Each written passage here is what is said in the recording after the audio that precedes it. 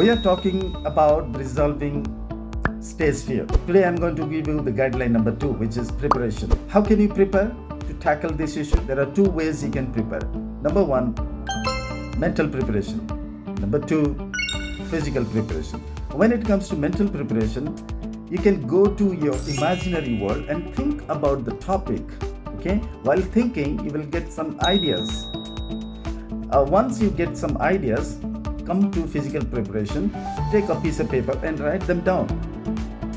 Do some research, go to different resources and collect some valuable information and put them down. Once you write all the ideas and the information, rearrange them and go through the points thoroughly.